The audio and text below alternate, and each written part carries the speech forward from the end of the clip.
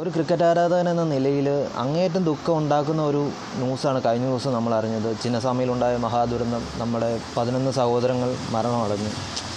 അത് ശരിക്കും സത്യം പറഞ്ഞാൽ ഒരു 30,000 പേരെ ഉൾക്കൊള്ളുന്ന ഒരു സ്റ്റേഡിയത്തിലേക്ക് 1,00,000 പേരുടെ മുകളിൽ ഏറെക്കുറെ 2 ലക്ഷം 2 ലക്ഷം പേരെ സ്റ്റേഡിയത്തിലേക്ക് കയറി എന്നൊക്കെയാണ് പറയുന്നത്.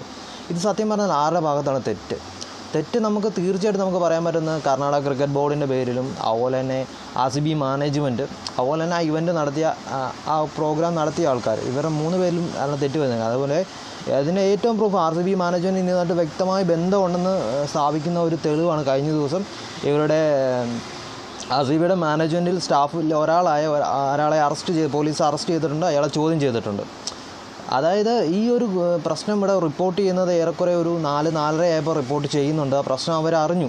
എന്നിട്ട് പോലും ഈ ഒരു ഇവൻ്റ് നിർത്തിവെക്കാനോ അല്ലെങ്കിൽ ഈ പ്രോഗ്രാം മാറ്റി നിർത്താനോ ഒന്നും തന്നെ പ്ലേയേഴ്സ് അറിഞ്ഞിട്ടില്ല എന്നാണ് ഞാൻ വിശ്വസിക്കുന്നത്. അതുപോലെ തന്നെ RCB മാനേജ്മെൻറ്റിനും അതുപോലെ തന്നെ മറ്റ് അവിടെ ഉണ്ടായിരുന്നത് പൊളിറ്റീഷ്യൻസ് അവർക്കൊക്കെ വ്യക്തമായ ഒരു അറിവ് കിട്ടിയിട്ടുണ്ടായിരുന്നു. പക്ഷേ അവരെന്നിട്ട് പോലും 6:30 ആയിട്ട് പോലും ഈ പ്രോഗ്രാം ഒന്നും നിർത്തിയില്ല. അവരപ്പോഴും അവരുടെ ആഘോഷ പരിപാടികൾ നടക്കുകയാണ്. അപ്പോൾ നമ്മുടെ സഹോദരങ്ങൾ അവിടെ മരിച്ച് വീണ് കണ്ടിരിക്കുകയാണ്. വെച്ചാൽ ശ്വാസം മുട്ടി മരിച്ചുകൊണ്ടിരിക്കുകയാണ്. അത്രയും പണ്ട് നമ്മൾ കേട്ടൊരു നമ്മുടെ സ്വാതന്ത്ര്യ സമയത്ത് കേട്ടൊരു ജാലിയൻ വാലാബാഗ് എന്ന് പറഞ്ഞൊരു സാധനം നമ്മളെല്ലാവരും കേട്ടിട്ടുണ്ട്. ആ ഒരു സെയിം പരിപാടിയാണ് അവിടെ RCB ഉണ്ടാക്കിയെടുത്തത്.